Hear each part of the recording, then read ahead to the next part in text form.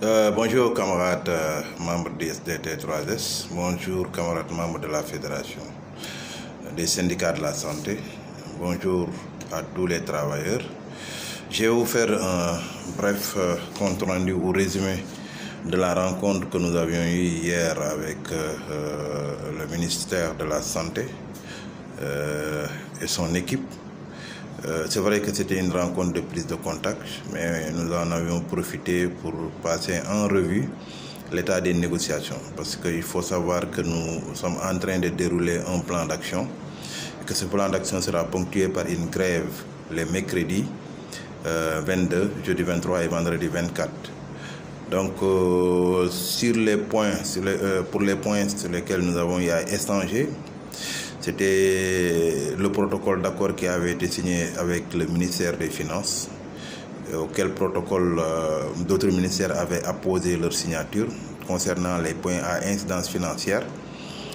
Nous avons constaté qu'il y a plus de la moitié du personnel, en tout cas étatique, qui n'a pas reçu, surtout le personnel administratif et technique, surtout le personnel d'appui.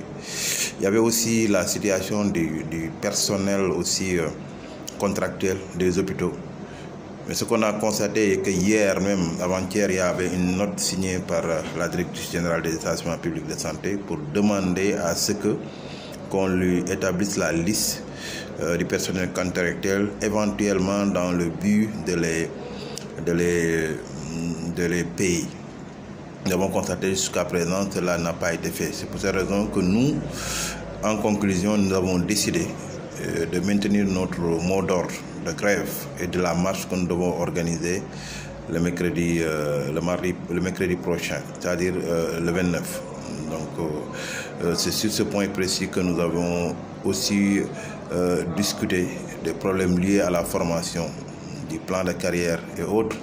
Et actuellement, la formation qui se passe, nous n'avons pas manqué de lui souligner, nous en tant qu'organisation, que la manière dont on est en train de faire les formations pour le reclassement des techniciens supérieurs ne nous agrée pas. Bien au contraire, c'est extrêmement dangereux même pour le système, parce que nous ne pouvons pas comprendre pour des spécialistes avec leur déficit qu'on leur bombarde des cours en informatique et des cours en législation, alors que les conclusions de la rencontre tenue à Thiès, c'était de combler uniquement les gaps pour cette section. Et nous avons récusé même la division de la formation qui n'a pas la compétence pour faire, et nous réclamons à ce que cela soit amené au niveau de l'INDSS et que cette formation soit faite au niveau des responsables de section. En ce qui concerne le paiement des agents au niveau de la fonction publique, ils ont essayé de nous parler, de nous dire de nous demander de donner la liste que les personnes se signalent pour qu'on puisse les régulariser. Nous avons été très clairs avec eux, bien qu'ils ont essayé de nous embarquer dans des interprétations qui n'ont aucun sens. Parce que quand ils nous parlent dans les dispositions que ça concerne le cadre des fonctionnaires de la santé, nous les avions fait comprendre que les dispositions du décret 77-887, c'est bien libellé. C'est le statut particulier du cadre des agents de la santé publique et de l'action sociale. Donc, il n'y a aucune exclusion et il n'y a aucune ambiguïté pour nous. Et il est impératif que toutes ces personnes-là soient payées. En tout cas, ils nous ont assuré qu'ils vont établir ils ont déjà saisi les ministères concernés pour que cela puisse être corrigé. En ce qui concerne aussi les contractuels, ils ont fait une simulation qui avoisine les 8 milliards. Et Madame le ministre nous a fait comprendre, même lors de la dernière réunion du Conseil des ministres, en plus d'avoir déposé les courriers de façon officielle, il avait amené par devers lui les mêmes copies qu'il a remis au ministère des Finances et les autres ministères concernés. Nous avons réclamé la reprise des négociations sectorielles avec son département ministériel et les autres départements ministériels, que ce soit l'urbanisme, avec les logements, les terrains, les collectivités locales et le ministère aussi de la fonction publique. Il y a aussi un problème qui a été posé, celle des agents de santé communautaires, qu'ils soient diplômés ou non diplômés, dans le cadre d'un plan régularisation et de leur trouver un statut. Ils nous disent qu'ils n'excluent pas. On a aussi beaucoup parlé de la formation. Et le ministre a dit que réellement ce qui se passe dans le cadre de la formation est d'une extrême gravité. C'est-à-dire qu'ils ont essayé de mener des enquêtes et se sont rendus compte que beaucoup d'écoles, plus d'une quarantaine, ne répondent pas aux normes.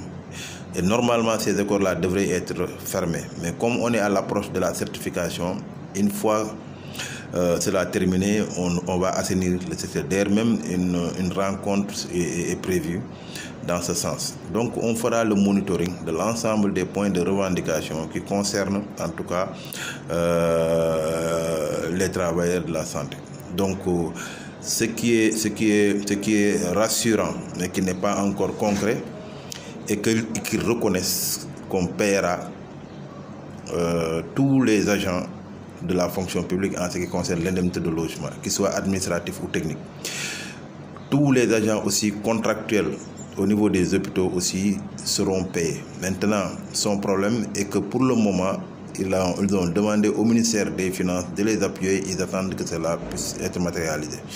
C'est pour ces raisons que nous avions dit, nous les remercions d'avoir accepté de nous écouter, mais nous maintenons nos mots d'ordre, aussi bien de la grève que de l'activité liée à la marche. Parce que pour nous voulons du concret, et compte tenu du fait que l'État n'a pas encore respecté ses engagements, il faut impérativement que cela puisse être réglé. Donc ça, c'est des éléments sur lesquels nous avons eu à discuter. Nous avons passé aussi en revue les points de la plateforme revendicative qui devrait faire l'objet de discussion au niveau du ministère de la Santé. Et nous pensons que dans les jours à venir, ils vont convoquer, et au même titre que le ministère de la fonction publique va le faire, nous allons nous retrouver pour trouver des éléments de réponse par rapport à tous ces points qui ont été posés et qui attendent une régularisation assez concrète. Donc c'est pour ces raisons que